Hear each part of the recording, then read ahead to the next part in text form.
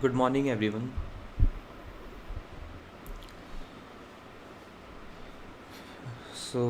Let us start today's class. In the previous class, we have discussed about the microprocessor 8085 and some basics of the interrupts. Okay, so first we will complete the remaining part of the 8085. That is, we have not discussed the interrupts. So in the previous class, we have discussed what are the kind of addressing modes in 8085. What is the pin diagram? What are the kind of pins, what is the address bus, data bus, all these things we have discussed about the 8085 microprocessor. Okay, so we know that in 8085 microprocessor is a 8-bit microprocessor. Okay, it is a 8-bit microprocessor, right? So 8-bit microprocessor means that this microprocessor is having the registers. Okay, all the data registers are of 8 bits. Okay, data registers are of 8 bit which are connected to 8-bit data bus. Okay, it is connected to 8-bit data bus. So the database width in 8085 microprocessor is also 8-bit. Okay, and then we have ALU. The arithmetic logical unit is also of 8-bit. ALU is of 8-bit. This means that we can perform the operation on 8 bits. Okay, on 8-bit data you can add two 8-bit datas, you can divide two 8-bit datas, you can subtract two 8-bit data, so you can perform the operation on 8 bits, right? So then we have the word length. The word size of this microprocessor will also be of 8-bit. Okay, and the instructions in 8-bit microprocessor are three kind of instruction, that is 1 byte instruction, 2 byte instruction, and 3 byte instructions, right? We have three kind of instructions in 8085 microprocessors, right? And then we have seen that it supports rotate instruction also. So we have seen rotate with carry, RLC, RRC, and RAR and RAL. So all these kind of instructions we have seen in 8085 microprocessor. Then we have seen that the address bus of microprocessor 8085 is 16-bit. So we have a 16-bit address bus. So if we have 16-bit address bus, that means the length of the address will be, or you can say the width of the address bus will be of 16-bit. Okay, 16-bit address. This means that the size of the memory supported by 8085 microprocessor is 2 to the power 16 bytes. Okay, 2 to the power 16 bytes, because we can have 2 to the power 16 unique addresses, and each address can address 8 bits, right? That is 1 byte. So 2 to the power 16 addresses can address 2 to the power 16 bytes. That means the size of the memory supported by 8085 microprocessor is 64 kilobytes. Okay, and then we have seen that it requires 5 volt of supply to operate, and the frequency of the processor is 3 megahertz. We have a clock connected to microprocessor which is having the frequency of 3 megahertz, right? And there are 40 pins in this 8085 microprocessor. We have 40 pins in the 8085 microprocessor, right? So all these things we have seen. Then we have seen that it supports only 6 kind of addressing mode. That is, it supports implied addressing mode, it supports immediate addressing mode. Okay, it supports register addressing mode, or you can say register direct addressing mode. Then it supports absolute addressing mode, absolute, or you can say direct addressing mode, in which direct memory address will be given, right? Direct addressing mode is supported by 8085 microprocessor. And then indirect addressing mode is also supported, indirect register addressing mode. Indirect register addressing mode is supported by 8085 microprocessor. And total number of instructions supported by 8085 microprocessor is 246. There are total 246 instructions that is supported by 8085 microprocessor. Okay, which are divided into data transfer instruction, data manipulation instruction. So in data transfer instruction we have move instruction, load, and store. Okay, and then we have the variation of these instructions like load immediate, load accumulator. All these are the variation of load and store. Then we have arithmetic instruction like add, subtract, increment, and decrement, right? These are the arithmetic instructions. And then we have logical instructions like AND, OR, XOR, right, NOR, and all these are the logical instructions. Then we have the rotate instruction also. Then we have some transfer of control instruction like conditional transfer of control and unconditional transfer of control like jump, call, return, right. All these are the kind of instructions in 8085. Then we have seen that what are the kind of interrupts supported by. So today we will discuss about the interrupts of 8085 microprocessor, and then we will discuss 8086 microprocessor. So today we will finish 8086 microprocessor along with the interrupts of 8085, and then we will solve the previous year questions of NT-NET on microprocessors, right. So generally interrupts are divided into two types, that is software interrupts and hardware interrupt.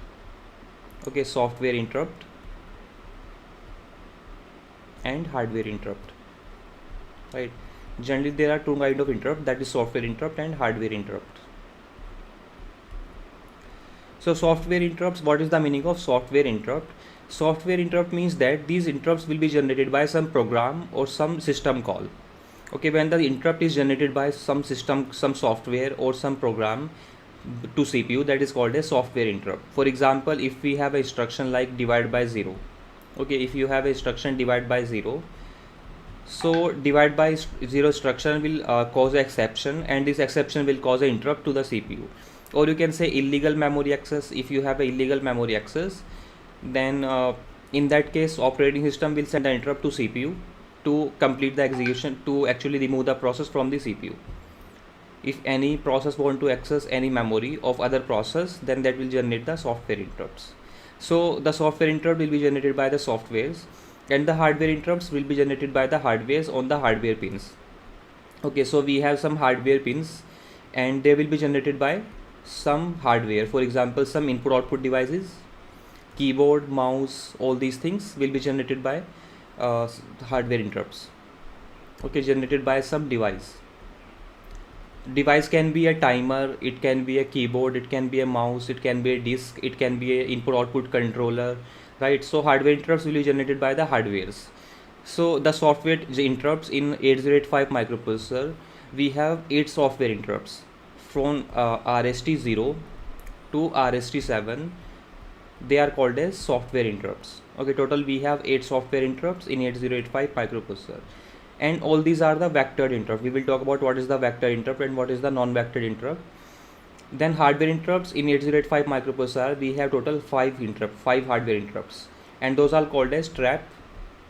So we have dedicated pin for the hardware interrupts. You will see that in the pin diagram of the 8085 microprocessor, we have a pin called trap, we have a pin called as RST 5.5, we have a pin called as RST 6.5 and RST 7.5. Okay, along with that we have a pin called as INTR, right. So 1 2 3 4 5, these 5 are called as hardware interrupts. So in 8085 these are the hardware interrupts and these are the software interrupts. Okay, then we can divide the interrupts further into 2 more categories, and those categories are called as maskable interrupt and non-maskable interrupt. Okay, we have maskable interrupt and non-maskable interrupt.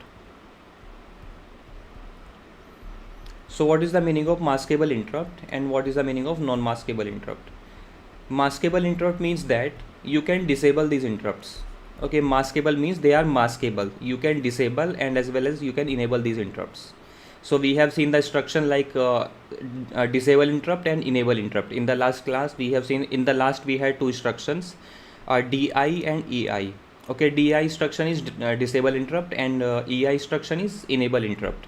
So these are the interrupts which can be disabled as well as enabled. Okay, we can enable or disable these interrupts. It is like a door in the room. For example, you are teaching in a room, that when you are teaching, that means you are a CPU and you are executing the instruction. When anyone in, so there is a door in the room, anyone can come from that door. Okay, that is open, that means the interrupt is enabled, anyone can interrupt you. When you close that door from the inside, that means now you have made the interrupt disabled. That means that we have a door which we can enable as well as we can disable. So we can enable or disable these interrupts. And the maskable interrupts in 8085 is, so we have only one non-maskable interrupt, and that non-maskable interrupt is trap. Okay, we have only one non-maskable interrupt, that is trap. So trap is also called as RST 4.5. Okay, trap is also called as RST 4.5, and this is the only non-maskable interrupt in 8085. All these interrupts are the maskable interrupt. For example, RST 4.5, sorry, RST 5.5, 6.5, 7.5, and INTR. All these are the all these are all these are maskable interrupts, and we have only one non-maskable interrupt, that is called as trap. Okay, we have only one non-maskable interrupt, that is trap, or you can say RST 4.5. Non-maskable interrupt means we can mask we cannot disable these interrupts. Okay, हम इन interrupts को disable नहीं कर सकते हैं. इन interrupts को हम disable भी कर सकते हैं, enable भी कर सकते हैं, राइट. और हमेशा याद रखना, नॉन मास्केबल इंटरप्ट की जो प्रायोरिटी होगी वो हमेशा मास्केबल इंटरप्ट से ज़्यादा होगी. Non maskable interrupt is always having the higher priority than the maskable interrupts. Okay, so I hope you understood what is the meaning of maskable interrupt and non maskable interrupt. Got it? Okay, so then we can categorize these interrupt into two more categories, that is called as vectored interrupt and non-vectored interrupt. Vectored interrupt and non-vectored interrupt.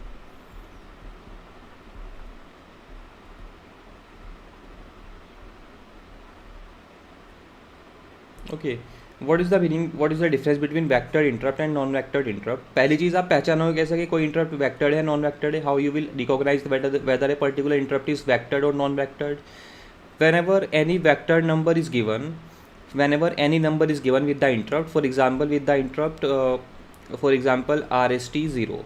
Okay, so in the RST 0 we are given a number, that means it is a vectored interrupt. This is called as vectored number.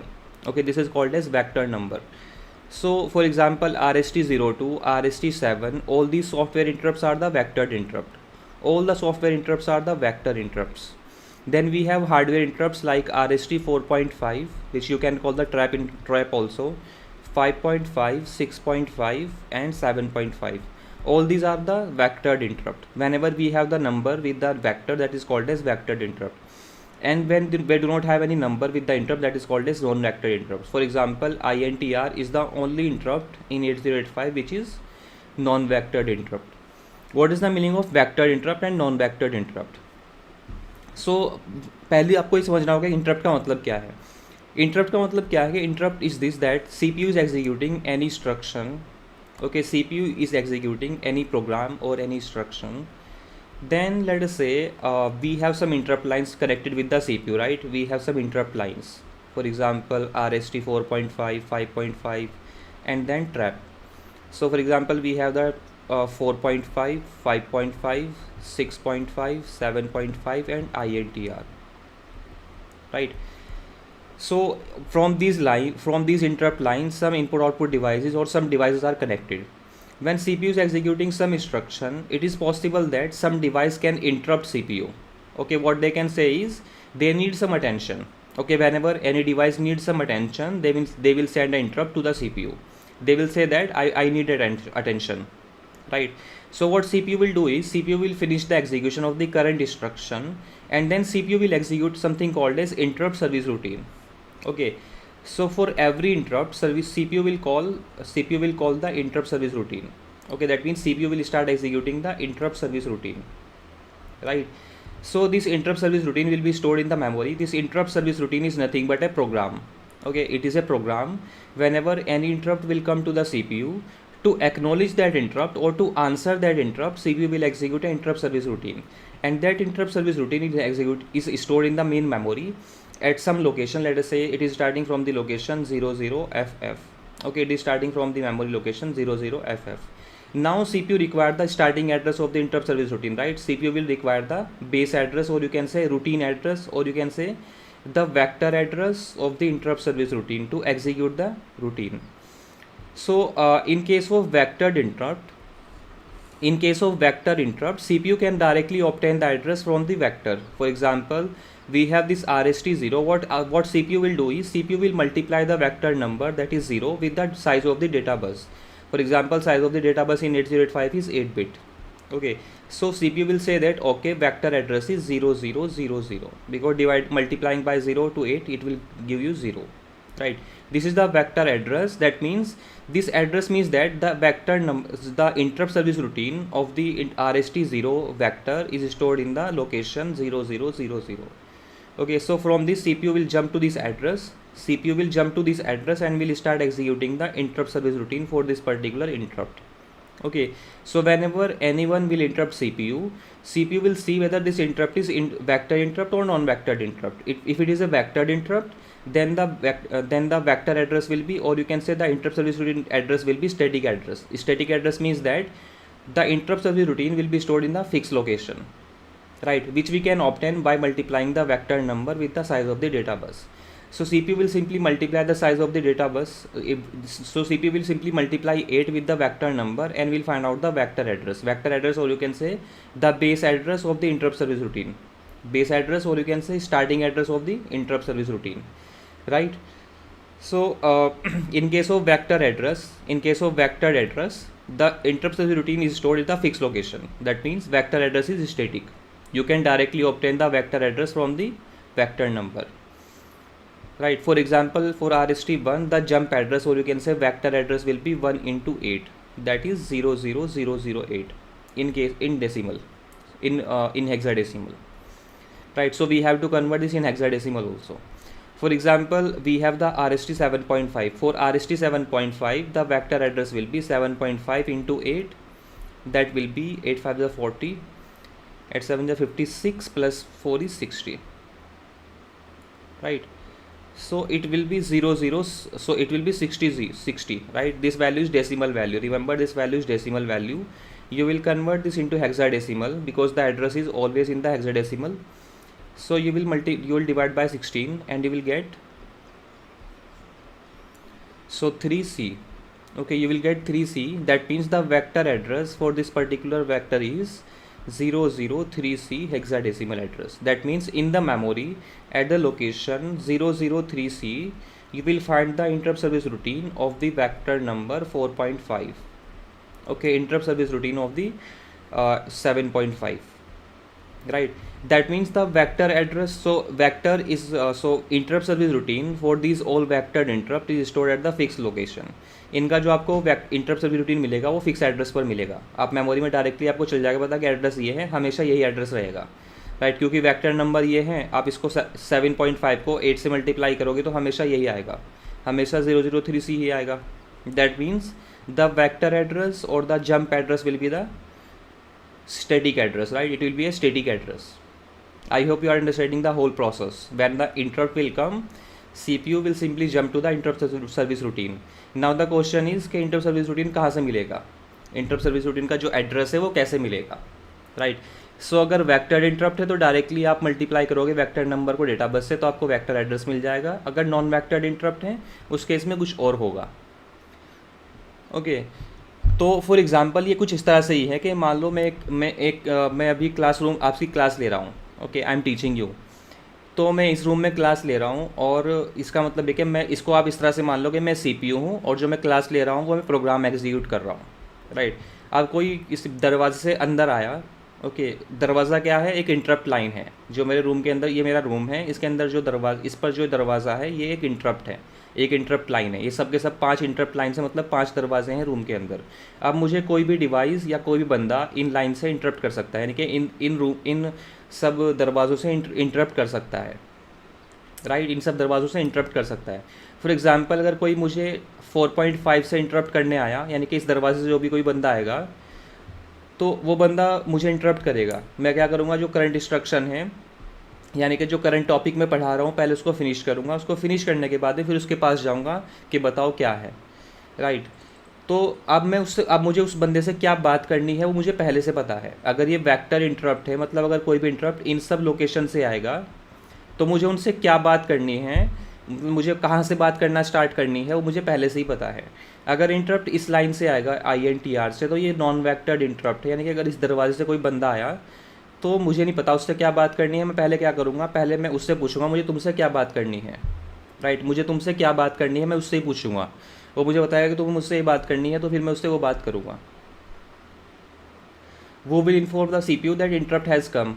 Ekjot Narula who will inform the CPU that interrupt has come. These lines will tell the CPU that there is an interrupt. आप जब एक room के अंदर हो, जब आप एक room के अंदर हो, आपको कैसे चलता है पता कि कोई इंटरप्ट आया है? जब आप एक रूम के अंदर हो तो आपको कैसे चलता है पता कि कोई किसी बंदे ने आपको इंटरप्ट किया है, किसी इंसान ने आपको इंटरप्ट किया है? आपको दरवाजे से चलता है ना पता, कोई बंदा दरवाजे पे आया, उसने आपको इंटरप्ट किया, तो आपको दरवाजे से चला पता इंटरप्ट आया। तो इसी तरह से सीपीयू के पास में इंटरप्ट लाइन्स है, इसीलिए इसी काम के लिए है। ओके, ये सब इंटरप्ट लाइन्स है सीपीयू के पास में। जब ये लाइन इनेबल हो जाएगी, ओके, जब भी इंटरप्ट आएगा इन लाइन से तो ये लाइन इनेबल हो जाएगी, that means there will be high current on these lines. तो CPU will come to know that there is an interrupt. What CPU does is CPU will check the interrupt line after executing the every instruction. हर एक instruction को execute करने के बाद में CPU इन lines को check करता है कि क्या कोई इंटरप्ट आया है। अगर कोई इंटरप्ट आया है तो उसको एक्नॉलेज करता है, right. So I have told you the instruction cycle. The instruction cycle look something like this. So CPU will fetch the instruction, CPU will fetch the instruction, then will execute the instruction, and after executing the instruction CPU will check for the interrupt. Okay, CPU will check for the interrupt. If there is an interrupt, okay, if there is an interrupt on the interrupt line, if there is an interrupt, then CPU will execute the interrupt service routine, right? If there is no interrupt, then CPU will again fetch the next instruction and will start executing the next instruction, right? That means after executing every instruction, CPU will check for the interrupt, okay, through these interrupt lines. These are the interrupt lines connected with the CPU. We have seen in the pin diagram also, right? So that is your vectored interrupt. Then what is the non-vectored interrupt? Non-vectored interrupt means that whenever interrupt will come from the non-vectored interrupt line, okay, CPU does not know the starting address, or CPU does not know the interrupt service routine address. What CPU will do is CPU will ask, so that means your interrupting device will actually supply the vector address. This interrupting device will supply the vector address to the CPU. That means the vector address will be dynamic. What CPU will do is CPU will have a interrupt vector table. Okay, CPU will be having an interrupt vector table where it will store all the addresses of the vector. Okay, where it will store the vector addresses. So CPU will consult this table and will find out the interrupt service routine. Okay, that means in case of non-vectored interrupt, the interrupting device will supply the vector address. But in case of vectored interrupts, so CPU already know the vector address, right? In this case, CPU can already know the vector address. CPU को पता है कि RST7 के लिए जो vector address होगा, that will be 7 into 8, that is 56, and convert the 56 into hexadecimal, you will get 38. So vector address for this is 0038 hexadecimal.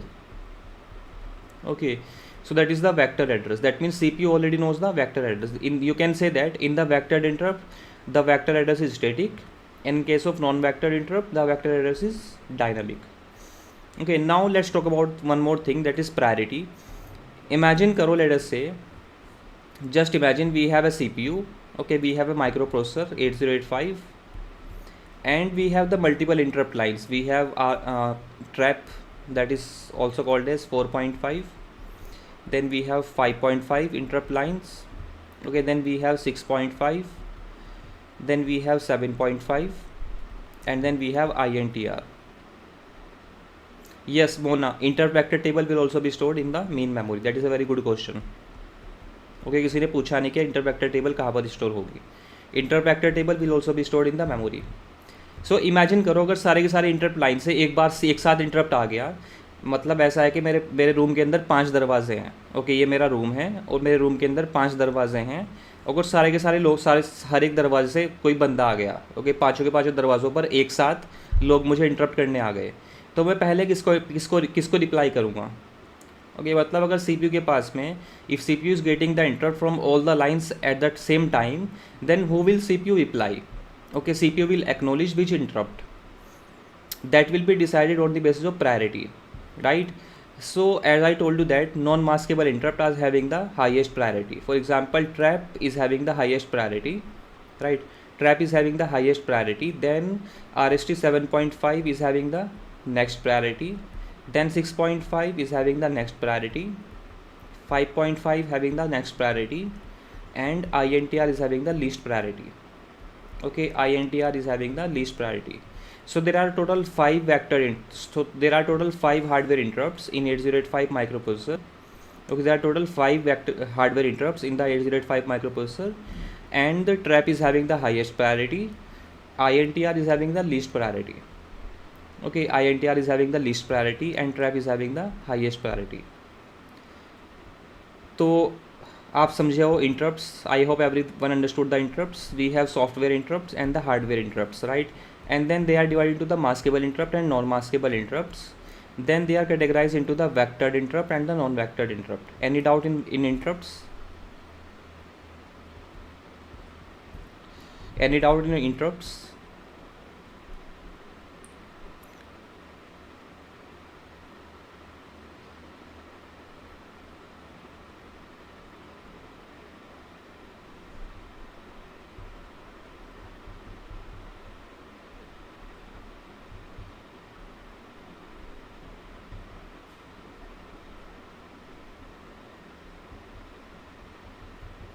Okay, so if you understood the interrupts, then let us answer some questions on the interrupts.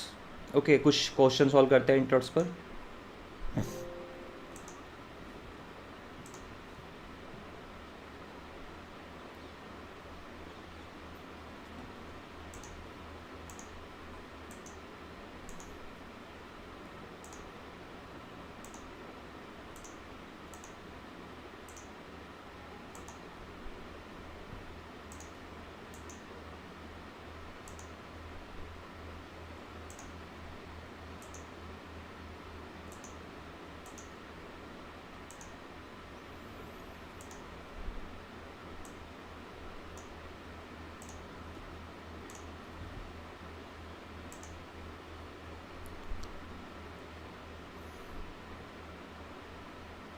Padam Kumar, maskable interrupt means that you can disable or enable these interrupts. Okay, maskable interrupt कुछ इस तरह से है कि आपके room में एक दरवाज़ा है, आप उस दरवाजे को बंद भी कर सकते हो, खोल भी सकते हो. ओके, मतलब सीपीयू का जब मूड करेगा वो इंटरप्ट उन लाइंस को इनेबल कर देगा. अगर सीपीयू चाहता है लेटर से मुझे कोई इंटरप्ट ना आए, I do not want any interrupt, तो सीपीयू क्या करेगा, उनको डिसेबल कर देगा उठा के. ओके, सीपीयू चाहता है कि मुझे कोई डिवाइस इंटरप्ट ना करे, तो सीपीयू उन सब दरवाज़ों को बंद कर देगा, उन सब इंटरप्ट्स को बंद कर देगा. Maskable means that you can enable as well as disable those interrupts. मतलब आपके रूम में एक दरवाज़ा है, उसको आप बंद भी कर सकते हो, खोल भी सकते हो. अब जो नॉन मास्केबल इंटरप्ट है वो कुछ इस तरह से है कि आपके रूम में दरवाज़ा तो है बट वो हमेशा ओपन रहेगा, आप उसको कभी डिसेबल नहीं कर सकते हो. वो दरवाज़ा हमेशा ओपन रहेगा, उसको आप डिसेबल नहीं कर सकते, उसको बंद नहीं कर सकते हो आप. Okay, so Mona, there is no priority in the software interrupts because software interrupt will come only one up from one program. Okay, software interrupts कभी भी एक साथ नहीं आ सकते हैं, इसलिए कोई प्रायोरिटी नहीं है वहाँ पे. So let me solve previous questions on interrupts. Let me see some questions on interrupts.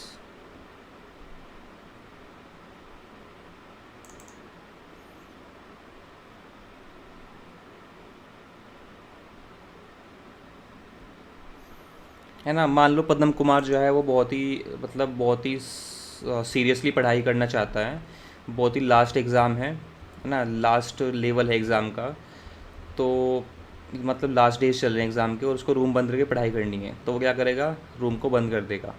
Okay, तो कोई इस रूम से अंदर नहीं आ पाएगा.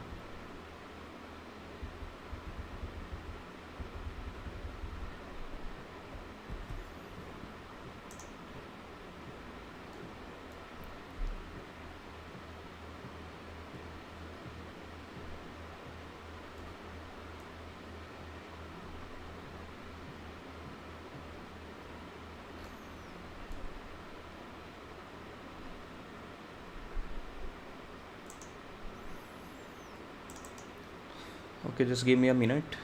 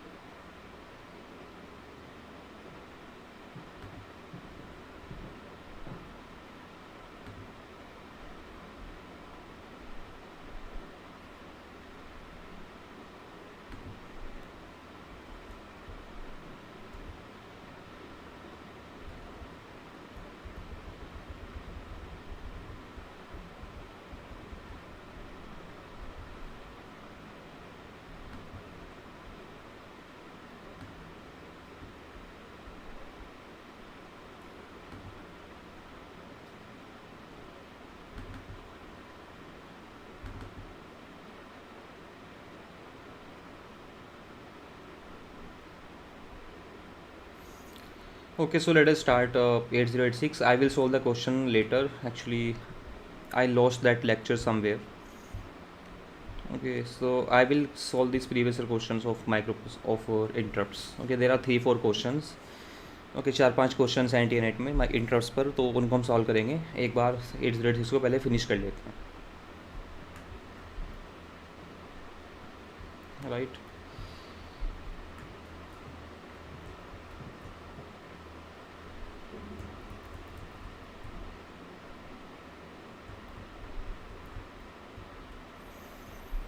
So in 8086 microprocessor we will see the introduction to 8086 microprocessor, then we will see the internal architecture of the 8086 microprocessor, then in this we will see the register set, segments, bus interface unit and execution unit, then pin diagram of 8086, instruction set architecture, what are the kind of instructions and what are the addressing modes, then we will see the interrupts, what are the software interrupts in 8086 and what are the hardware interrupts in 8086. So we will see all these things in this microprocessor 8086. Okay, so so your 8086 microprocessor is a 16-bit microprocessor because so we have seen that your 8085 was a 8-bit microprocessor, so 8086 is a 16-bit microprocessor. Okay, and it is having the 20-bit address bus. Okay, so what is the difference between 8085 and 8086? 8085 is having the 8-bit data bus and 16-bit address bus. Now 8086 is having 16-bit data bus and 20-bit address bus. Okay, so 20-bit address bus means that we can have a memory of 2 to the power 20 bytes. Okay, 2 to the power 20 bytes means 1 megabyte. So in this we can support, so 8086 microprocessor supports a memory of 1 megabyte. Okay, and it can support 64 kilo input output ports. That means you can connect 2 to the power 16 input output devices with the 8086 microprocessor. Okay, and it provides 14 16-bit register. So we have 14 registers which are 16-bit. Okay, and it has multiplexed address and data bus just like we had in 8085 microprocessor. जिस तरह से आपके पास में 8085 में था, जहाँ पर आपके पास में AD0 से लेके AD7 तक सारी की सारी मल्टीप्लेक्स लाइन थी और A8 से लेकर A15 तक सिंगल लाइन्स थी, right. Like that in this we have AD0 to AD15 multiplex lines. Multiplex lines means that these lines can be used to carry the data as well as address. Okay, we can carry address as well as data from these lines, and what we are carrying at a particular particular moment of time, that will be decided by a line that is called as address latch enable, ALE line. If address latch enable line of the microprocessor is enabled, then we are carrying the address from these lines. Then all the 20 lines will be used, 16 these lines and 4 these lines. If you let us say ALE equals to 0, that means only these lines will be used to carry the data, 16-bit data, right? So we have 20 address and data lines. So 8086 microprocessor is designed to operate in 2 modes. Okay, we can operate in 8086 microprocessor in 2 modes, that is called as minimum mode and maximum mode. Okay, so we will see what is the difference between minimum mode and maximum mode very soon. And it can prefetch up to 6 instruction bytes from memory and queue them in order to speed up the instruction execution. What it means is, we will see in the diagram also. What we can do is, when we are executing instruction, for example some instruction is being executed in CPU, parallelly what we can do is we can keep fetching the instruction from the memory. Okay, let us say if we have a 2-byte instruction, if we have a 2-byte instruction, then we can fetch at least 3 instructions. Okay, we can fetch 3 instructions into the memory. Okay, like this. So we have a 6-byte queue. We have a 6-byte queue in this processor which can be used to prefetch the instruction. Prefetch मतलब जो instruction इसके बाद में execute होंगे उनको आप पहले से ही prefetch करके रख लो.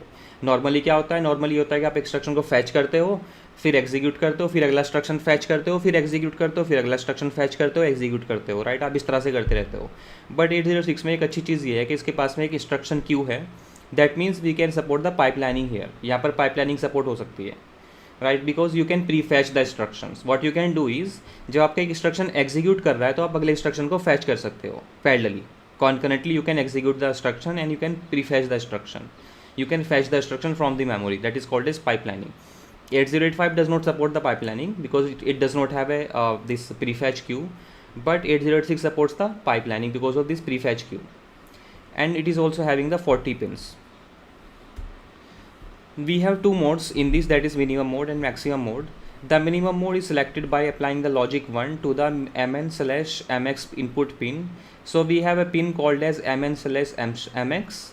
So if this pin is 1, that means the processor is running in the minimum mode. If this pin is 0, that means processor is running in the maximum mode.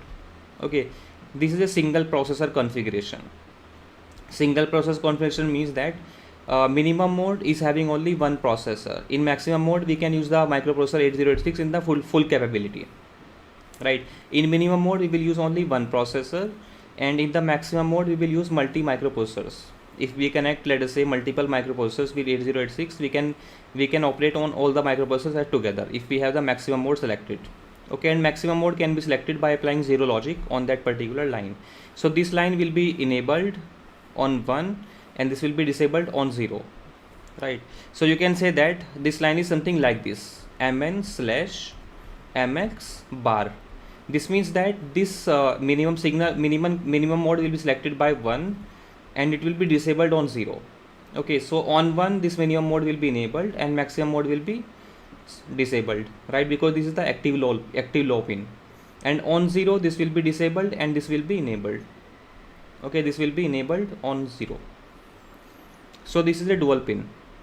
So what is the difference between 8086 microprocessor and 8085 microprocessor? 8085 microprocessor is having, okay, so this is 8085 and 8086. So the data bus of 8085 microprocessor is 8 bits. The address bus, the data bus of the 8086 microprocessor is 16 bit. The address bus of 8085 microprocessor is 16 bit, and in this the address bus is 20 bit. It can support 64 kilobyte of memory.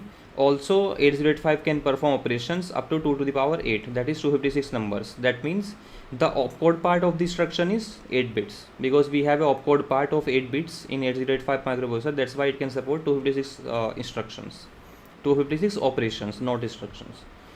The memory capacity in this is 1 megabyte, and 8086 can perform the operations up to 2 to the power 16, because we have the 2 byte instruction in this 8086 microprocessor. The input output port address are of 8 bits, and the input output port address are of 8 bits in this also, right? So that means they can support 2 to the power 8 input output. They can support 2 to the power 8 input output devices.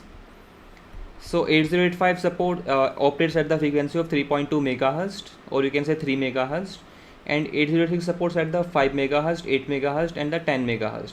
When the processor is running at the minimum mode, then it will be running at the frequency of 5 megahertz. When it is running at the maximum mode, then it will be running at the frequency of 8 megahertz and the 10 megahertz.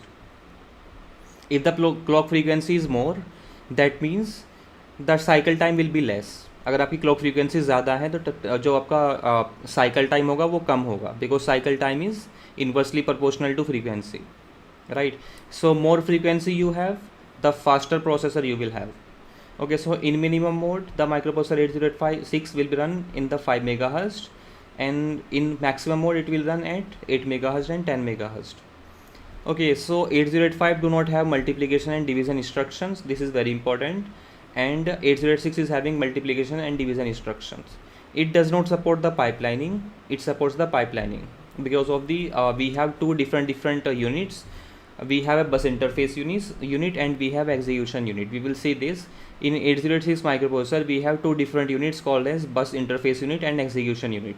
Bus interface unit is responsible for communicating with the outer devices, for example input output devices and memory, and execution unit is dedicated to executing the instructions, right?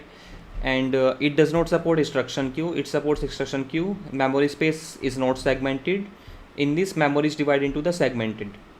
Okay, so in 8086 microprocessor we have the 20-bit address. That means we have the 1 megabyte of memory, and that 1 megabyte of memory is divided into multiple segments. We have a code segment, we have a stack segment, we have a data segment, we have an extra segment. So this memory is divided actually in the segments. It consists of 5 flags, that is sign flag, zero flag, auxiliary carry flag, parity flag, and carry flag. So it supports 9 flags. Normally we have conditional flags and your transfer of control flags, or you can say control flags. So there are two kind of flags in 8086 microprocessor, that is conditional and control. Conditional flags are normal flags which you have here also, and we have a overflow flag also. So remember, in 8085 microprocessor we do not have overflow flag, but in 8086 we have a overflow flag. Okay, so we have overflow flag, direction, interrupt, trap. These three are the new flags. These are the control flags: direction flag, interrupt flag, and trap flag. These are the control flags, and then remaining are the conditional flags. Okay, sign, zero, auxiliary carry, parity. Okay, all these are the conditional flags. So these are the differences between 8086 and 8085. Now let us see what is the difference between minimum mode of 8085 and maximum mode of the 8086. So minimum mode of the 8086 microprocessor and maximum mode of the 8086 microprocessor. In minimum mode there can only be run one processor, that is 8086. But in maximum mode we can connect multiple processors together and we can execute the instructions on the multiple processors. For example, in maximum mode we can have multiple processors like 8086, 8087 and 8089. So minimum maximum mode is indicated by 1. That means if you supply 1 to this line, then minimum mode will be enabled, and if you supply 0, then maximum mode will be enabled. So it is like this. We have this 8086 microprocessor. Okay, on this microprocessor we have a line connected, we have a pin connected, that is called as minimum/maximum bar. Okay, this means that this pin is active low pin. Active low pin means that this pin will be enabled at 0 and disabled at 1. And minimum, this is the normal pin, that is active high pin. Active high pin means that it will be activated on high, or it will be activated on 1 and deactivated at 0. So it will be enabled on 1 and disabled at 0. So when we are supplying high current from this line, high current means when we are supplying 1 from this line, this means that we are running in the minimum mode. And when we are supplying 0 to this particular line, that means we are running in the maximum mode, right? Then we have hold and HLDA signals are used for the bus request with DMA controller like 8237. So we have a DMA connected with the microprocessor. So in 8085 we have a DMA controller, and hold signal and HLDA signal will be used to request the bus for DMA. But we have in case of this microprocessor, we have, because we have multiple processor connected, we have 8087 and 8089 also. So only one processor can use the system bus at one time. So request and grant lines are used for the bus request by the processor like 8087 and 8089. So in the maximum mode, what will happen is, for example, this is your system bus. Okay, you have a system bus. From the system bus we have multiple processor connected. Okay, for example, we have 3 processor connected here, that is 8086, 8087 and 8089, right?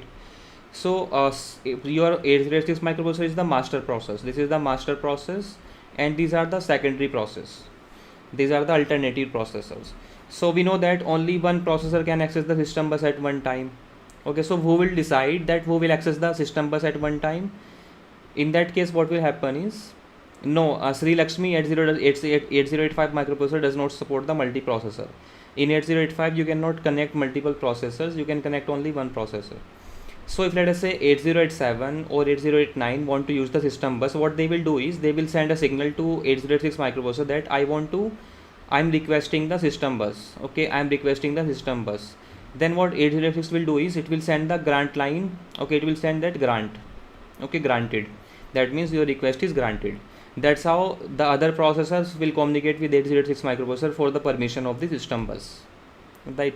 In case of minimum mode, the circuit is very simple. In case of maximum mode, the circuit is more complex.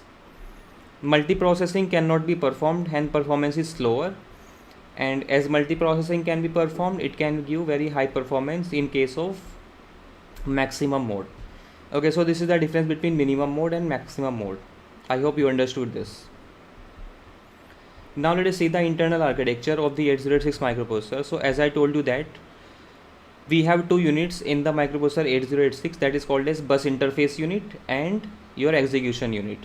Okay, so what is the purpose of having 2 different units? We know that when we have a system like this. Okay, we have a system like this. In every system we have 3 components, that is your microprocessor, or you can call this CPU. Okay, CPU or microprocessor, same thing. And you have something called as memory connected with the system bus, and input output devices connected with the system bus, right? So CPU is having two things. Okay, you know that CPU is having two work, that is interacting with the outer world, that is interacting with memory, and interacting with input output devices, right? And then executing the instruction. So CPU is having two tasks. One thing is to talk to memory and IO. Second thing is to execute the program, right? ऐसा है, for example, we have a we in our house, we have our father. Okay, and our father is the head of the head of that family, right? So our father is having two responsibilities. He will take care of the outer business also, he will talk to people, he will do all those things, and he is having the responsibility to earn the money, and he will do his job also, right? He is having two responsibilities of interacting with outer world and plus doing his job and earning some money, right? These are the two main tasks of the head of the family, right? Just like that, CPU is having the two tasks, that is executing the instruction, or you can say performing his job, and second thing is interacting with the outer world, right? So for these two purposes, we have the two different unit, that is called as bus interface unit and execution unit. Okay, so CPU, if CPU want to communicate with memory or input output device, for example, CPU want to fetch something from the memory, or CPU want to show some input or show some output on the output device, or want to take some input from the input device, then bus interface unit is actually interfacing with the outer devices. Okay, we have a bus interface unit which is responsible for communicating with the memory and IO. Okay, it is responsible for communicating with the outer world, and execution unit is responsible for only one thing, and that is executing the instruction. For example, in the instruction cycle, you have the instruction fetch stage, then you have the instruction decode stage, then you have the operand fetch stage, then you have the execution stage, or you can say perform operation stage, and then you have the write back stage. So you will see that in case of instruction fetch, you will fetch the instruction from register to memory, so memory to register, right? So you have to communicate with the memory to fetch the instruction. To decode the instruction, we require a decoder, and to fetch the operand, okay, to fetch the operand, you may have to communicate with the memory if the operand is in the memory. If you are using the direct addressing mode, then the operand is in the memory. Then in case of write back stage also, you may have to communicate with the memory. So all these stages will be performed by the bus interface unit, and these operations will be performed by the execution unit, right? So bus interface unit is responsible for communicating with the outer world, and execution unit is responsible for executing the instructions. For example, we have this line in this diagram. Okay, everything to the left of this line is execution unit, and everything to the right of this line is the bus interface unit. So this is the bus interface unit, and this is the execution unit. Bus interface unit is having something called as extra segment, okay, code segment, stack segment, data segment, and instruction pointer. So this IP means instruction pointer. It is nothing but your program counter. It will simply point to the next instruction. Okay, instruction pointer is nothing but program counter. So we have this address bus which is connected to memory, and we have a data bus which is also connected to memory. Okay, so this is your memory. This is nothing but your main memory, right? So we will transfer the data. So in the main memory also we have the extra segment, code segment, data segment, all these things, right? And then we have a instruction queue. In the instruction queue we can prefetch the instruction. So it is a 6 byte queue. What we can do is, when we are executing instruction in the execution unit, we can prefetch the next instruction into the bus interface unit, and we know that instructions will be initially in the memory. So memory is connected with the address bus and data bus with the instruction queue. You can fetch the instruction in advance from the memory. आप पहले से instruction को fetch करके रख सकते हो. जब कोई इंस्ट्रक्शन यहाँ पर एग्जीक्यूट हो रहा है एलयू के अंदर, you can prefetch the instructions. Okay, अब बाकी आने वाले इंस्ट्रक्शंस को प्री फैच कर सकते हो, right? What are the registers in 8086 microprocessor? So we have something called as register AX, we have register BX, we have register CX and DX, or you can say register A, B, C, D. Okay, and these are the 16-bit registers. All these registers are 16-bit registers. Mona Sahi, I told you that everything to the right of this line is bus interface unit. So where is the instruction queue? Instruction queue is in the bus interface unit. So it will be managed by the bus interface unit, not the execution unit. Okay, what execution unit will do is execution unit will fetch the instruction from the instruction queue. Every time CPU want to execute any instruction, CPU will fetch the instruction from the instruction queue, because the instruction queue is having the instructions already into the instruction queue. So CPU can fetch the instruction from the instruction queue and then can decode the instruction. Okay, this is your decoder in which the instruction will be decoding, and then after decoding the instruction you can simply perform the operation. Okay, we have a LU, and with this LU we have some temporary register connected. That means the input to the LU will come into the temporary register.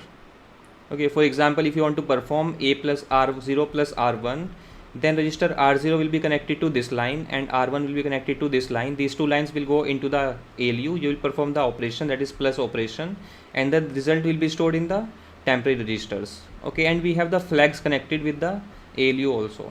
Okay, flags like sign flag, zero flag, carry flag, auxiliary carry flag, overflow flag, parity flag, all these flags are also collected with the ALU, because after every operation, after every arithmetic or logical operation, the flags will also be affected. Okay, zero flag will be set, or carry flag will be set, or overflow flag will also be set, or multiple flags can be set at the same time, right? So flags are connected with ALU, and there are some temporary registers which are connected as an input register to the ALU. That means if there is any if you want to perform any binary operation, then you require two operands. Okay, those two operands will be loaded to the temporary registers, and then the result will be given by the ALU to the temporary registers. Okay, so these are the 16-bit registers which you can use as a 8-bit register also. What you can do is you can divide the register A into two parts, that is AH, AL. That is the low part of the register A and high part of the register A. So these are the 8-bit registers. We have seen that in 8085 में अगर जैसे आपको 16-bit data पर काम करना है तो आप दो रजिस्टर को कंबाइन कर सकते हो, राइट? इसी तरह से यहाँ पर जो आपके रजिस्टर्स है वो 16-bit के रजिस्टर हैं, and if you want to work on the 8-bit data then you can divide the register into two parts, that is AH and AL. Okay, so every register in 8085 is a 16-bit register. For example, we have a register A in which we have the data, 16-bit data, something, let us say 0001, 0100. We have some 16-bit data like this, right? So if let us say you want to perform the operation only on the 8 bits, so these are called as the lower 8 bits and these are called the higher 8 bits. So we can store these 8 bits in the register AL, and we can store these 8 bits in the register AH. Okay, these are the 8-bit registers. So what we can do is we can use the register A, B, C, D into the into 8-bit register also. Okay, Neethu, very good question. Bus interface unit is the part of the CPU. It is the part of the CPU. I told you that microprocessor 8086 is divided into two parts, that is bus interface unit and the execution unit. Bus interface unit is responsible for interacting with the memory and interacting with the input output devices. Okay, it will simply, if you want to perform any operation related to memory, or if we want to store something to the memory, we want to load something from the memory, you want to show you want to take input from the input device, you want to show some output on the output device, or you want to print out something, or you want to write something to the memory, all these things will be done by the bus interface unit, right? Bus interface unit is responsible for communicating with the system bus. That's why we are calling this bus interface.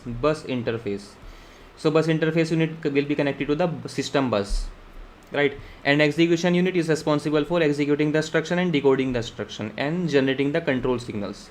You can see that we have the control system connect in the execution unit part. So execution unit is responsible for executing the instruction, decoding the instruction and generating the control signals, right? And bus interface unit is responsible for fetching the instruction and storing the result into the memory, fetching the operand. All these things will be done by the bus interface unit.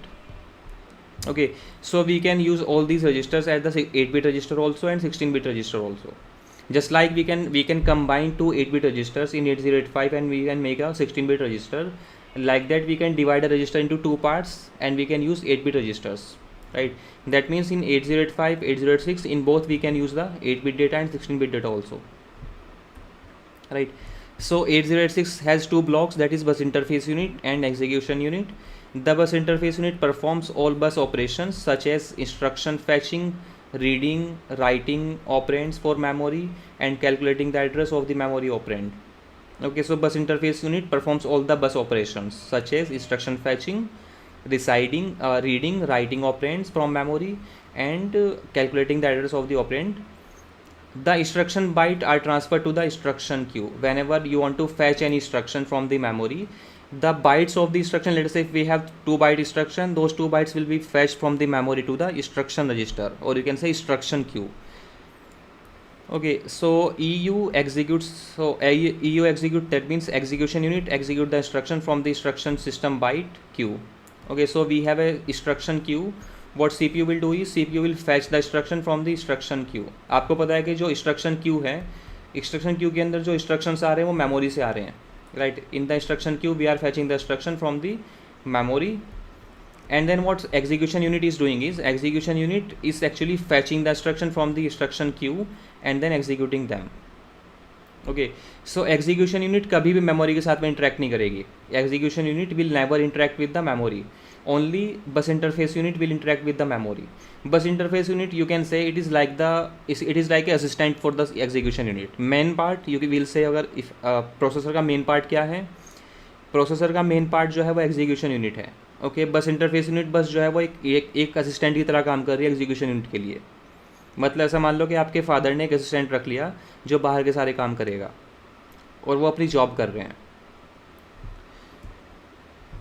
So both units operates asynchronously to give the 8086 an overlapping instruction fetch and execution mechanism, which is called as pipelining. Asynchronously means that they are working independently. There is no synchronization between execution unit and the fetch unit. They are completely independent. So when we are executing instruction on the execution unit, we are parallelly fetching instruction also. Okay, हम क्या कर रहे हैं कि जब for example you are doing some job and you have a person who is bringing the jobs for you. जब आप कोई जॉब कर रहे हो तो दूसरा पर्सन आपके लिए दूसरी जॉब पहले से ही ला के रख रहा है. ओके, प्री फैच कर रहा है जॉब आपके लिए. तो बस interface unit is pre फैचिंग the instruction when the CPU is executing the instructions. So this is called as pipelining that we have seen in computer architecture. Bus interface unit contains instruction queue, segment registers, instruction pointer and address adder. Execution unit contains the control circuitry, instruction decoder, ALU pointers, ALU, instruction pointer and index registers and the flag registers. Okay, control circuitry means your control unit. This is control unit. We have a decoder. I told you that decoder is used for the decoding the instruction. ALU is used for the performing the operation like arithmetic and logical operations. Then we have the instruction pointer that is responsible for pointing to the next instruction. Index registers like source index and destination index, and then flag registers. Right, flag register we have in this flag register we have 9 flags. Okay, every register will be of 16 bit in 8086. So it is a 16 bit register. Out of those 16 bit we have used only 9 bits because we have only 9 flags. So आपने एक चीज़ notice करी होगी, जो base register और index registers हैं. So we have base registers and index registers only in 8086. Okay, ये आपको 8086 में ही मिलेंगे, 8085 में नहीं मिलेंगे. Okay, they are not present in the 8085 microprocessor. That is the reason that 8085 microprocessor does not support any index addressing mode, base index addressing mode, or base addressing mode, or base index plus displacement addressing mode. But 8086 will support the index addressing mode, base index addressing mode, and base addressing mode also. Right?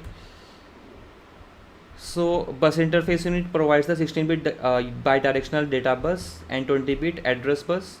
The bus interface unit is responsible for performing all external bus operations. External bus operation means communicating with the external system.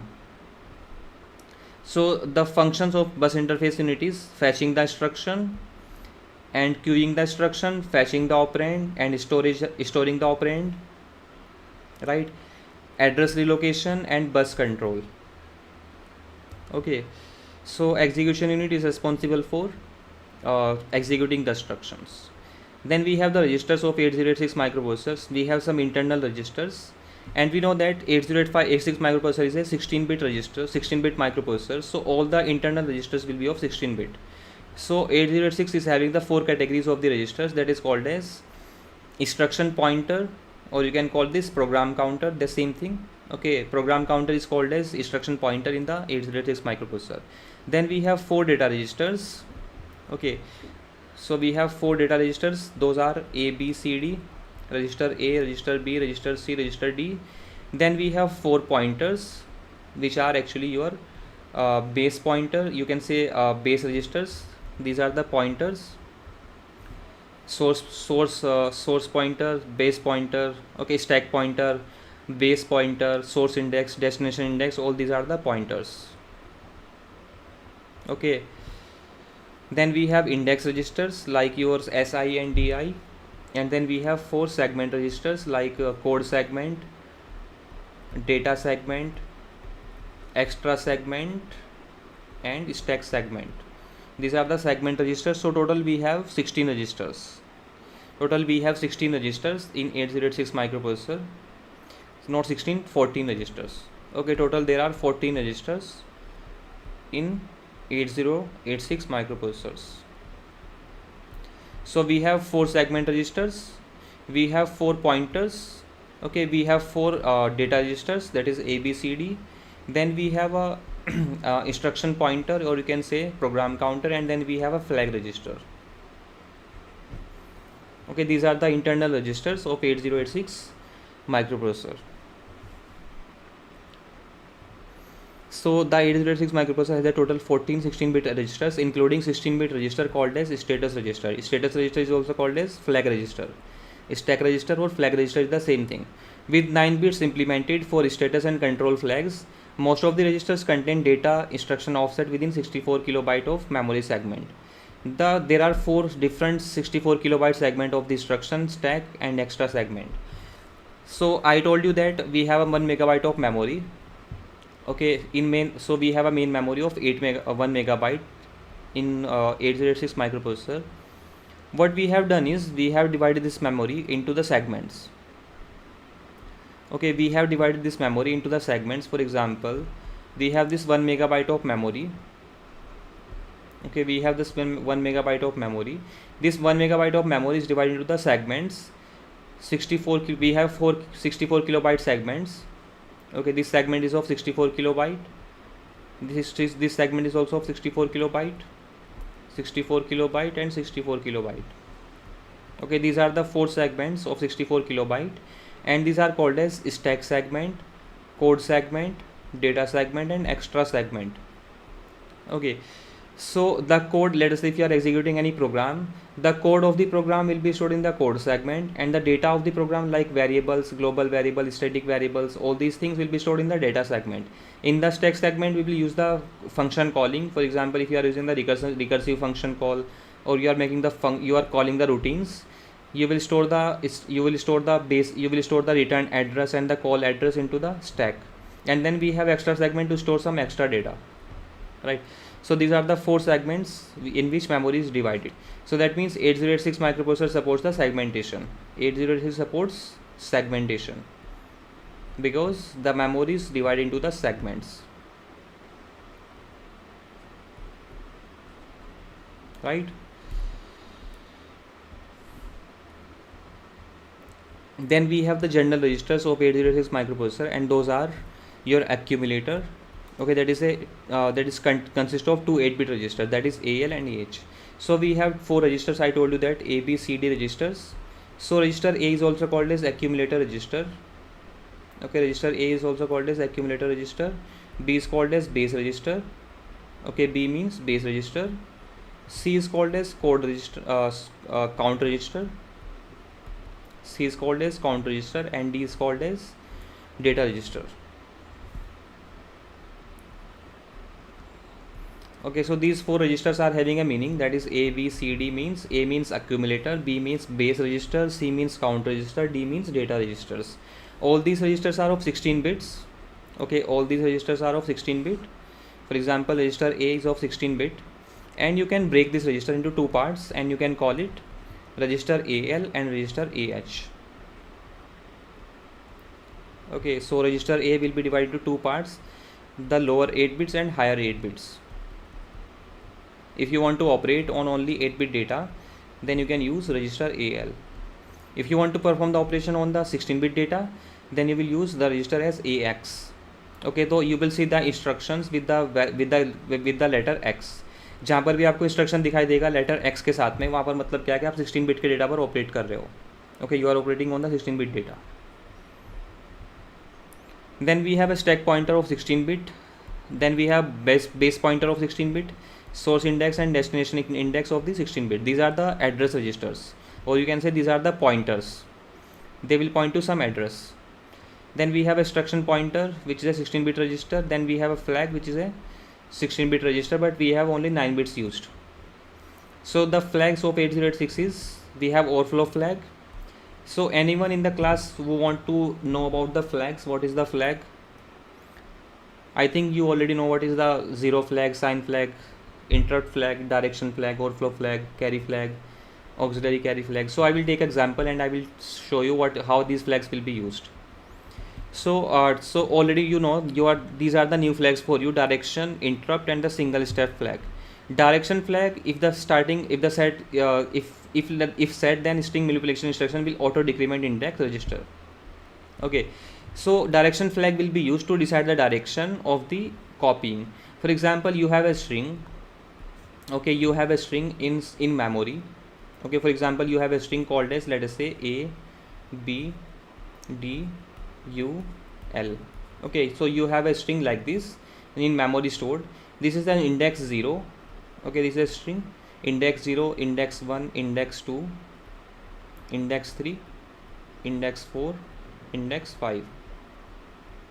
Right, so let us say I want to copy this string to some other string. Okay, I want to copy this string into some empty string that is called as, let us say, P. I want to copy this string into this in this particular array, and this is also having the indexes P0 to P4. So this direction flag will tell me from which direction I should start copying the data. If direction flag is 1, then the data will be copied from right to left. Okay, if the direction flag is equals to 0, then the data will be copied from left to right. So direction flag will be used for the string manipulation. If let us say direction flag is equals to 0, then first we will copy S0 to P0. Okay, then S1 to P1, then S2 to P2, then S3 to P3, and S4 to P4. Right, like this. If direction flag is set, then we will copy the data from S4 to P4, S3 to P3, then like this. We will copy the data from right to left. So this direction flag will be used in the string manipulation. Okay, interrupt enable flag. This is used for setting the this bit enable maskable interrupts. Okay, I told you that maskable interrupts can be enabled or disabled. So if the interrupt flag is equals to 0, that means interrupt is disabled. If interrupt flag is equals to 1, then the interrupt is enabled. Okay, so we can disable or enable only maskable interrupt. That means this flag will be used with only maskable interrupts. Then we have single step flag. If set, then single step interrupt will occur after the next instruction. This will tell the CPU that there's an interrupt coming after this instruction. If this flag is set, that means there will be an interrupt after this particular execution of the instruction. For example, मैं आपको पढ़ा रहा हूँ और मुझे सामने एक बैल लगी हुई है.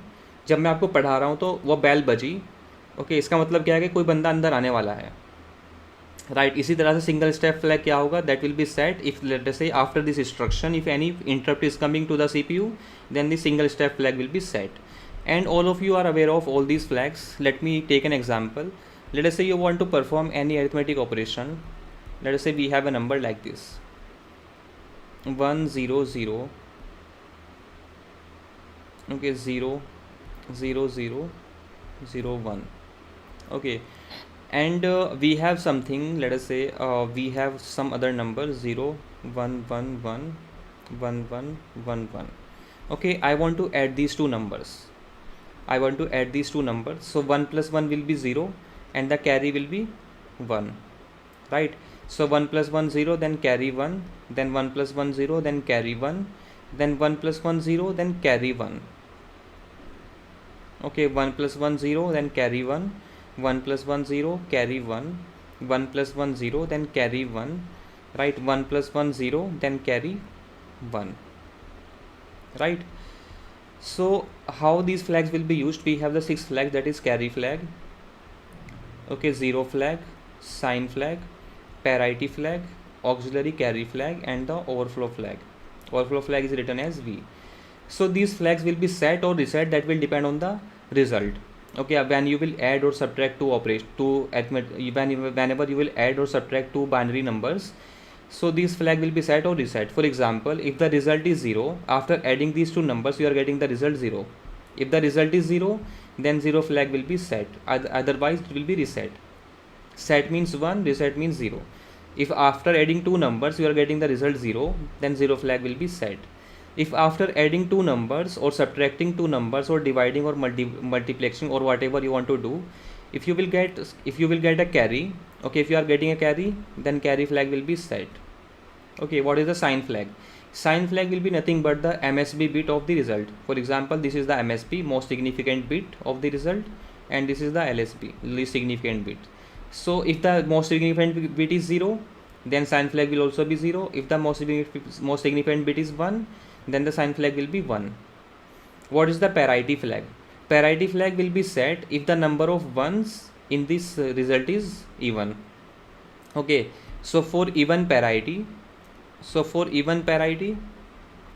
parity flag will be 1. For odd parity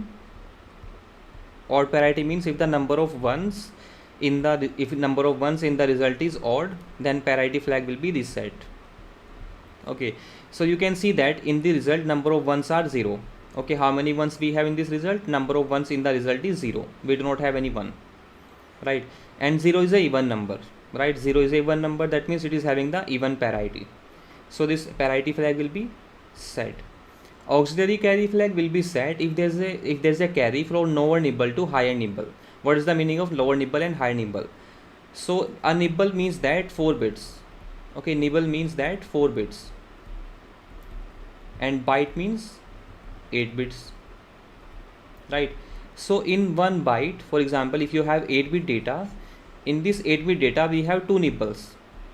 That is, this is 4-bit 1 nibble, this is 4-bit 1 nibble. So in one byte we have two nibbles, right?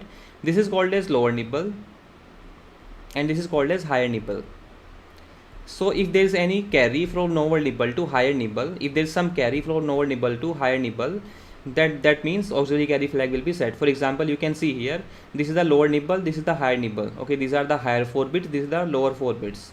So there is a carry from lower nibble to higher nibble. We can see this is the carry going from lower nibble to higher nibble. That's why auxiliary carry flag will be set. Okay, overflow flag will be set if, let us say, carry in the MSB and the carry out in the MSB is different. Whatever carry is coming to the MSB, that is called as carry in, and whatever carry is going from the MSB, that is called as carry out. For example, the carry coming to the MSB is 1 and the carry going out of the MSB is also 1. So carry in and carry out are same, that's why overflow flag will be reset. If carry in is equals to 0 and carry out is equals to 1, then in that case overflow flag will be set. Okay, if let us say carry in is 1 and carry out is 0, then also overflow flag will be set. But if they are same, if carry in is equals to carry out, let us say if they are having the value 0 0 or 1 1, then the overflow flag will be reset, right? So you have to see only MSB. आपको बस MSB देखनी है. ये जो MSB है, जो आपकी MSB है उसमें जो कैरी जा रहा है और उससे जो कैरी बाहर निकल रहा है, on the basis of that you will decide the overflow flag. So after performing some operation, the flags will be set or reset. Okay, so any doubt on any flag? Okay, so if you understood the flags, please answer this question. I am giving you one question, you should answer this question if you have understood all the flags.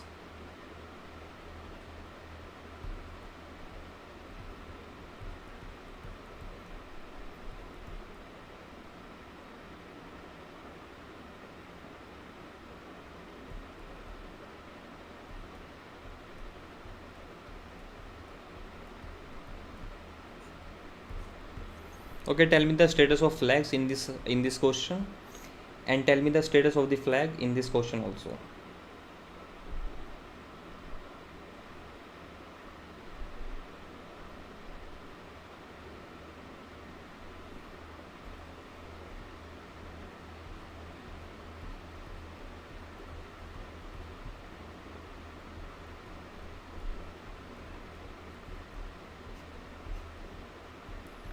Okay, what will be the status of carry flag? zero flag, sign flag, auxiliary carry flag, okay, and parity flag and overflow flag. Okay, and in this also, what is the status of carry flag? Zero flag, sign flag, auxiliary carry flag, parity flag and overflow flag. Because there are some questions that are being asked on the flag register, so find out these flags. So remember, in 8085 we have only 5 flags. In 8085 we have only 5 flags, and in 8086 we have the 6 flags.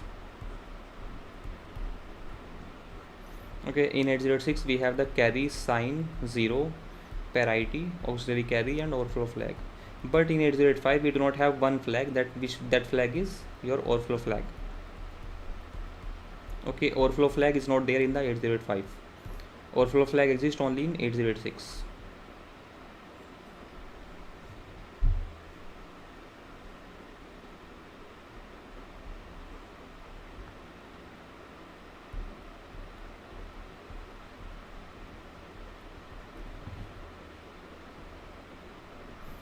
Carry flag is 0, zero flag will also be 0, sign flag will be 1, auxiliary carry flag will be 0, parity will be even, and overflow flag will be reset.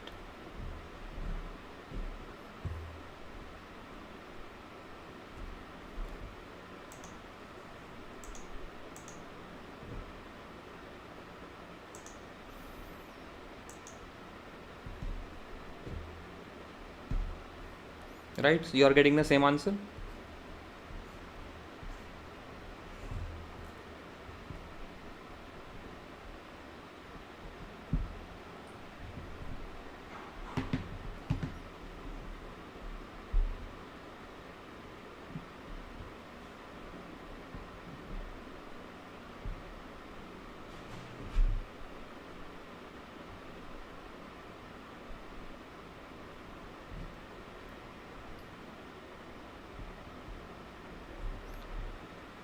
First में sign flag भी set होगा और parity flag भी set होगा. Sign flag आप भूल गए हो मीना. फर्स्ट में पैराइटी फ्लैग भी सेट होगा और साइन फ्लैग भी सेट होगा. सो 1 + 1 is 0, carry 1, 1 + 1 is 0, carry 1, 1 + 1 is 0, carry 1, 1 + 1 is 0, carry 1. Then there's a carry flow lower nibble to higher nibble. So 1 + 1 is 0, 1 + 1 is 0, 1 + 1 is 0, 1 + 1 is 0, and then carry 1. Okay, so carry is set because carry is 1, result is 0, that's why this 0 flag will also be set. Sign flag will be reset because the MSB is 0, right? Auxiliary carry flag will also be set because there's a carry from lower nibble to higher nibble, right? Parity flag will be also be set because the number of ones are even in the result, and overflow flag will be reset because the carry in MSB, okay, carry in MSB is actually equal to carry in MSB, carry out in MSB, right? So carry in the MSB is also 1 and carry out is also 1. That's why overflow flag will not be set, it will be reset. So Sarojini का सही है. Carry equals to 1, 0 equals to 1, parity equals to 1, ठीक है. Sign equals to 0, okay. Sign equals to 1, Padam sign will be 0, sign will be 0 पदम.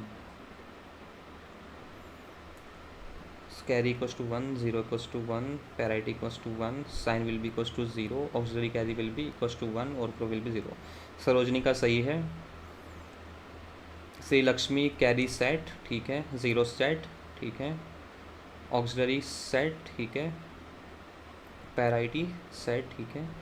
बाकी सब reset. So 1 1 0 1 1 0. Neelam is right.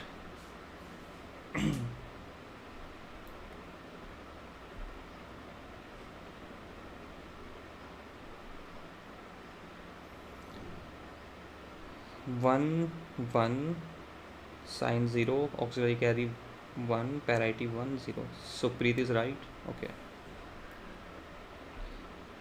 carry 1 Mona, carry 1 0 1, sign 0, parity 1, auxiliary carry 1, overflow flag 1. Okay, so this is all about the flags.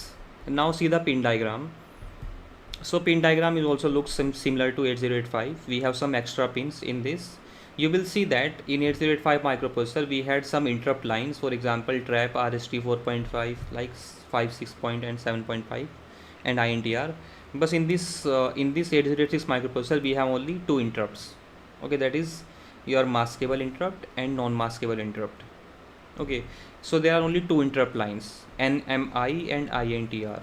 NMI is called as non-maskable interrupt and INTR is your maskable interrupt.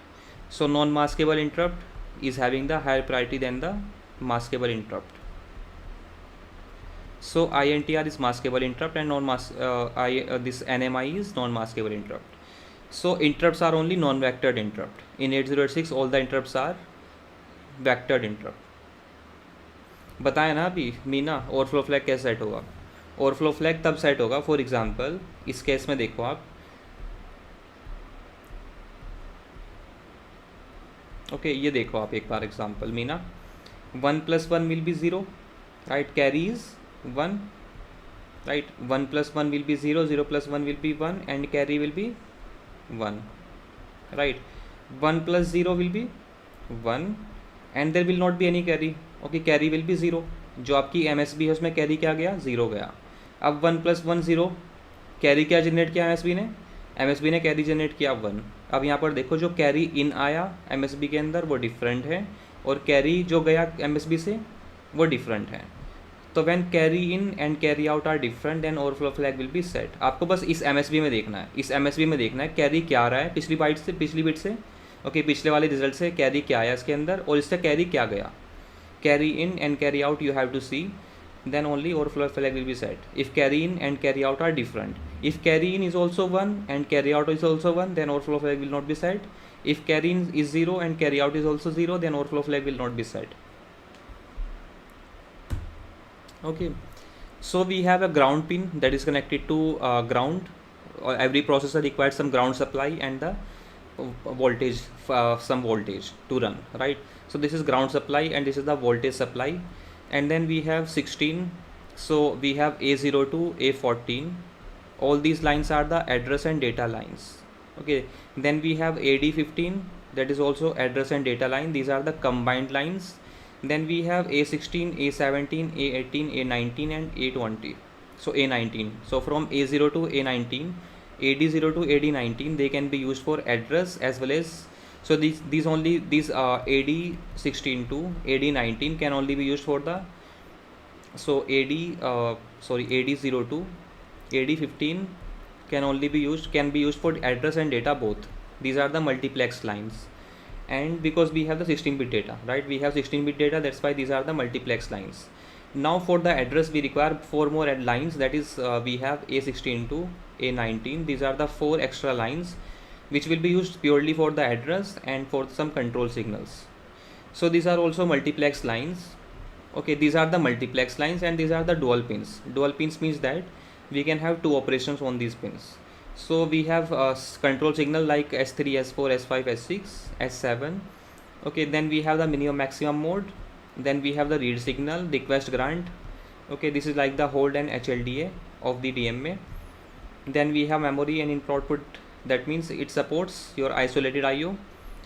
So all these are the pins, right. You can study these pins if you want in details. Pin diagram is not that much important for anti-NAND. If you want you can study. Simply you can divide the pin diagram into 4-5 categories, that is your address and data lines, interrupts, clock and power supply. Okay, clock is connected here, power supply, then some control signals like ready, reset, all these are the controls, CPU control. Then we have some control lines like read write or S0, S1, request grant, HLDA, minimum max, all these are the control lines, right. So mainly you can categorize them like this. A0 to A15 is called as address and data bus. Okay, then we have the data bus from D0 to D15. Then we have the interrupt interface. So we have 2 interrupts, that is INTR and NMI. INTA is the output pin from the microprocessor. From this particular pin microprocessor will acknowledge the interrupt. Okay, and through this pin any device can touch the interrupt. If any device want to touch the interrupt of the CPU, whether the interrupt is enabled or not, that is it will test through the test line. Okay, then if we want to reset the CPU, this reset, then hold and HLDA for the DMA interface, and we have the minimum maximum mode select pin. If you want to select the maximum mode, you can supply 0 from here. If you want to select the minimum mode, you can supply 1 from this pin. Okay, then we have a clock connected, then we have a memory input output and controls like read write, M/IO, DT/R. All these are the control lines. Then we have a power supply and we have ground supply. Pin diagram पे कभी कोई question नहीं आएगा, आपको बस इतना पता होना चाहिए कि what is the address width of the processor, what is the how many bit processor it is, what is the instruction, what is the flag register, right? You should know what is the addressing mode supported by that processor, what are the type of instructions supported by that processor. Okay, so all these things you should know. That is the basics of the microprocessor. Now let us see the instruction set of the 8086 microprocessor. Most of the instruction we have already seen in 8085. So in this we will see only those instructions which are not supported by 8085 but supported by 8086 microprocessor. Okay, we will see only those instructions which are not supported by 8085 but supported by only 8086. Okay, so 8086 microprocessor is having all the instructions of 8085. Okay, 8086 is having all the instructions of 8085 plus some other instructions. Okay, plus some other instructions. So it is simply upgradation for 8085. So we will see only these other instructions because we have already seen these instructions, right? So we have the AND operation. If you want to perform the bitwise AND operation between two registers, this will be AND instruction, or instruction not, XOR and test. Okay, if you want to test any data of at any particular register, you can execute the test instruction. Okay, so you have a destination register and a source register. You will perform the bitwise AND operation, and bitwise AND operation will give you how many bits are matching and how many bits are not matching. For example, if you see this particular these two values and you perform the AND operation between these two values, you will see that only 2 bits are matching, only 2 bits are having 1, right? Only 2 bits are having 1. So this we can use for testing how many ones are there in the result. Then we have the shift instruction. Shift instructions are not supported by 8085, they are supported by only 8086. This is shift right and shift left. So we have two kind of shift operation, that is logical shift and arithmetic shift. Shift operation will simply shift all the bits to the left or right. For example, if you have this register with 4 bits, when we say shift to right, that means all these bits will be shifted to right like this. This bit will be kicked out, that means this will be lost. The MSB will be kicked out in case of left shift. Okay, this is left shift operation, and the last bit will be filled with the 0 position. That means after shifting, this will become, this bit will be shifted to the 4th position. This will become 0, 1, 1, and the last bit will be filled with the 0 number. Okay, so in case of right shift, you want to perform the right shift, all the bits will be shifted to right. So for example, this bit will become here, this will reach here, this will reach this position, and this bit will be kicked out. That means this bit will be lost, right? And this last bit, that is MSB, will be filled with 0. So result after right shift will become 0, 1, 0, 0, 1, 1, 0, right? Then we have the rotate operation, rotate without carry and rotate with carry. For example, ROR means that rotate without carry to right, rotate without carry to left, then rotate with carry to right, and rotate with carry to left. So in the previous class we have seen what is the rotation with carry, rotate without carry. So wherever you will see O, that means rotate without carry. When you see C, that means rotate with carry. So there are two kind of rotation operation that we have seen. That is I told you this in the previous class also, that is rotate with carry and rotate without carry. Okay, rotate without carry and rotate with carry. Okay, and there are two kind of rotation operation, without carry and with carry. That is left rotation, that is rotate without carry left, and rotate without carry right.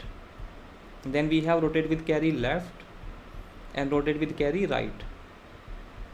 Right, what is the difference between rotate without carry and rotate with carry is, so in the rotate without carry, you will not use the carry flag. Okay, you will not use the carry flag. For example, you have this value. After rotation to the right, this value will become like this. So we are rotating right, that means we are circulating right. Circulate right means that this bit will be shifted to right, all these bits will be shifted to right. So this is little bit different from the shift operation. Shift operation में क्या होगा, ये last bit जो है वो kick out हो जाएगी, लेकिन यहाँ पर ये लास्ट बिट जो है वो कहाँ पहुँच जाएगी, एंड में पहुँच जाएगी यहाँ पर. Okay, so this will be your circulate operation, circulate, or you can say rotate operation. So after rotation to right without carry, this value will become like this. So this 0 will reach this position, this will become 0 0 1 0. Okay, 1 0 1 1. Okay, so value will become like this after rotation to right. And rotate with carry will be like this. In this you will have the carry flag.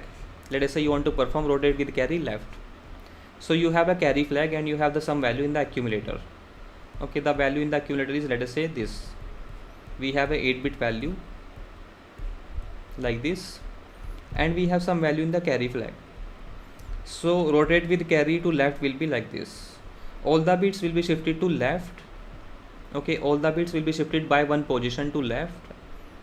Every time you will perform the left shift operation, then this bit will be shifted to the carry flag, and the carry flag bit will be kicked out to the LSB of the accumulator. That means after rotation with carry to left, this value will become like this. So carry flag will also be modified. Okay, carry flag will also be modified, and the value of the accumulator will also be modified. So carry flag will become 0, this 0 will reach here, and this one will reach in the last position. Right, this one will be reached at the last position. So 1, then this one, this will shifted to one position, then 0, then 1, then 0 0 1 1. Okay, this will be the 8-bit data after rotate with carry left, and this will be the status of the carry flag. Okay, I hope you understood what is the difference between rotate without carry and rotate with carry. Now the addressing modes. These are the only instructions which are not supported by 8085 but supported by 8086 microprocessor. That is shift operation, rotate without carry, and rotate with carry. Actually, these operations are also supported by 8085. Rotate with carry and rotate without carry is also supported by 8085, but the name of the instruction is different. But shift operation is not supported by 8085. Okay, shift operation is not supported by 8085. That is only supported by 8086. So the addressing modes of 8086 are implied addressing mode. Okay, implied addressing mode, register addressing mode, immediate addressing mode, direct, and register indirect. These are the addressing modes which are supported by 8085 also.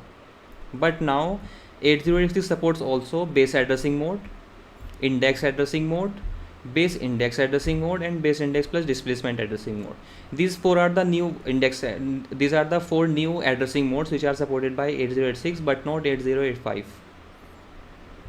Okay, so in the base addressing mode, 8-bit or 16-bit instruction operand is added to the content of the base register. Okay, BX or BP. The resulting value is a pointer to a location where data resides. Okay, base register will be like this. Load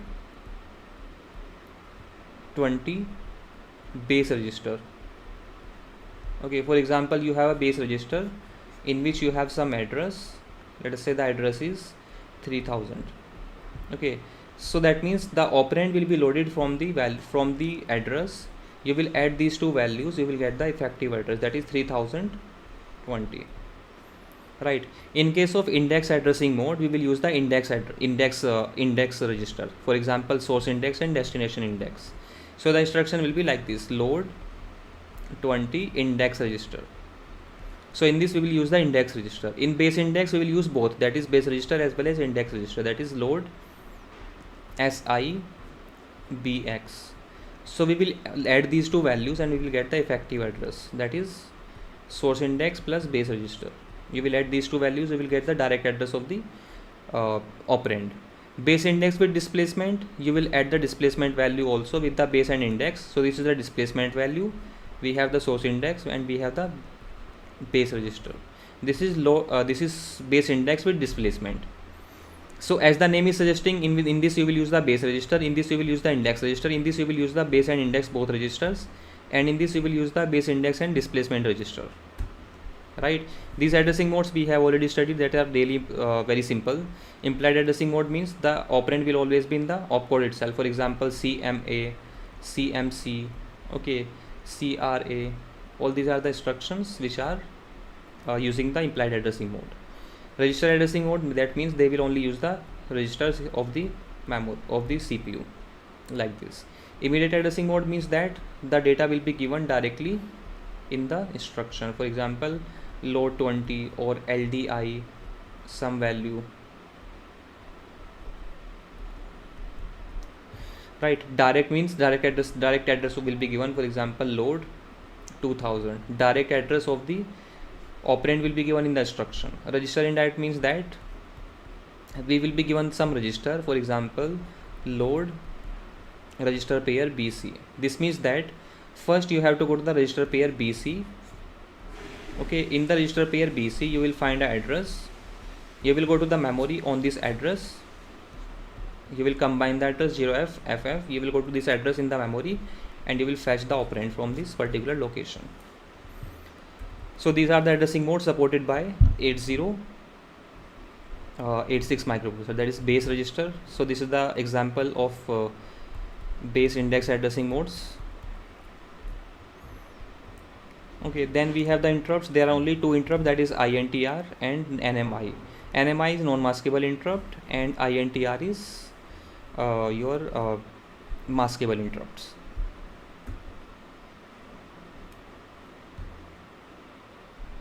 Then we have the software interrupts. There are INTR, okay, and there are total 256 interrupts. There are total 256 software interrupts in 8086, and we have a INT instruction which is used to execute the which is used to execute the interrupt service routine of a particular interrupt. Okay, then we have INTO, that is interrupt on overflow. Okay, that means total we have the 257 interrupts. Then we have single step interrupts, like if TF flag is set, then we have single step interrupt. So you do not need to worry about these kind of interrupts. Interrupt in 8085 is important, not in 8086. So remember, if we talk about the interrupts in 8086, in 8086 we have two hardware interrupt, that is NMI, non-maskable interrupt, and INTR. And in the software interrupt we have three categories. First category is normal your interrupt, that is INT, INT02, INT255. Okay, you will define the interrupt number with the interrupt INT. Okay, then you have INTO.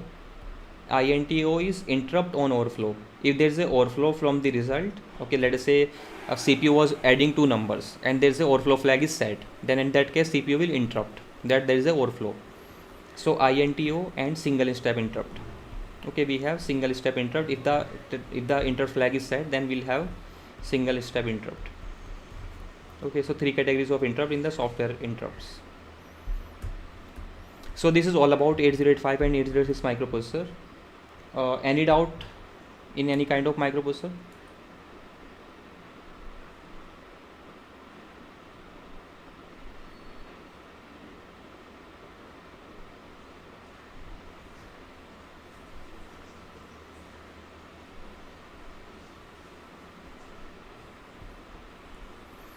This is all from my side in the microprocessor subject.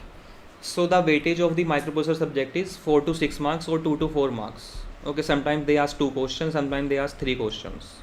So there can be 2 to 3 questions. Yes, it supports multiplication and division also. 8086 supports multiplication and division also. 8085 does not. So microprocessor will give you very easy and simple to 4 to 6 marks. बहुत ही simple से 4 to 6 marks आएंगे, बहुत ही Laddu questions आएंगे एक micro से, जो मैंने अभी तक आपको पढ़ाया इन 2 क्लासेस में. इसके अलावा एक भी क्वेश्चन कहीं बाहर से नहीं आएगा. आप प्रीवियस 20 ईयर्स के क्वेश्चन उठा के देख लो. अभी आप जाओ, मैं आपको पीपीटी शेयर करूँगा माइक्रो के प्रीवियस ईयर क्वेश्चन की, तो आप क्वेश्चन उठाओ, देखना एक बार पिछले 20 साल के क्वेश्चन. कोई भी एक क्वेश्चन आपको इन 2 क्लासेस से बाहर नहीं मिलेगा. जो भी मैंने आपको इन 4 आवर्स में पढ़ाया है, कल की क्लास में और आज की क्लास में, इससे कुछ भी बाहर नहीं मिलेगा आपको.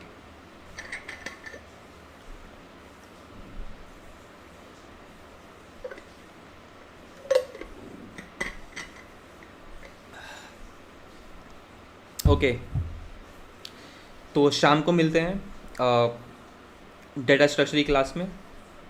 So please give some feedback. Are you liking the classes of Kapil sir? Kapil sir is very good in data structure and algorithms. He is a very great teacher of the programming and data structures. So I hope you are enjoying his class. कल की class कैसी लगी आप लोगों को?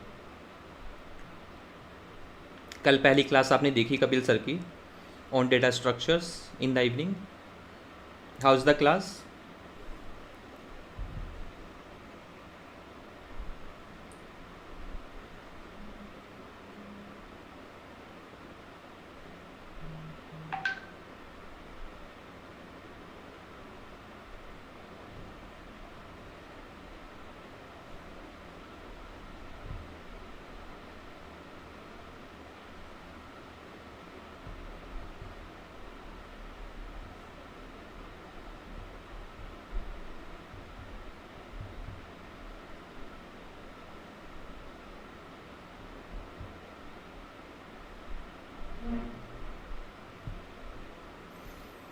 Excellent, thank you very much. Okay great. आप देखते जाओगे जैसे जैसे आपको नए नए टीचर्स से आप इंट्रोड्यूस होगे, आप देखोगे जो भी मैंने आपसे बताया है. Right, we have a very good like Deepak sir, Sachin sir, Priyanka से आप पहले मिल चुके हो. आज आप कल आप कपिल से भी मिल चुके हो.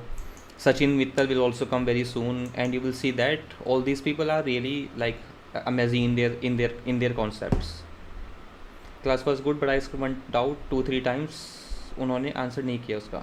साक्षी, एक्चुअली कभी कभी ऐसा होता है कि कपिल सर ने शायद थ्योरी नहीं पढ़ी, वो कपिल सर ने चैट बॉक्स नहीं देखा होगा.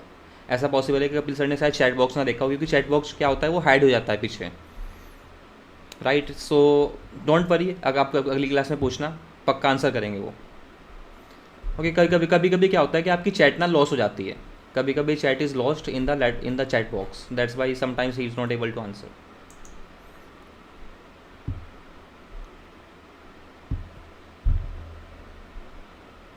Okay, so should we close now? We will meet tomorrow at the same time, and tomorrow we will start a new subject.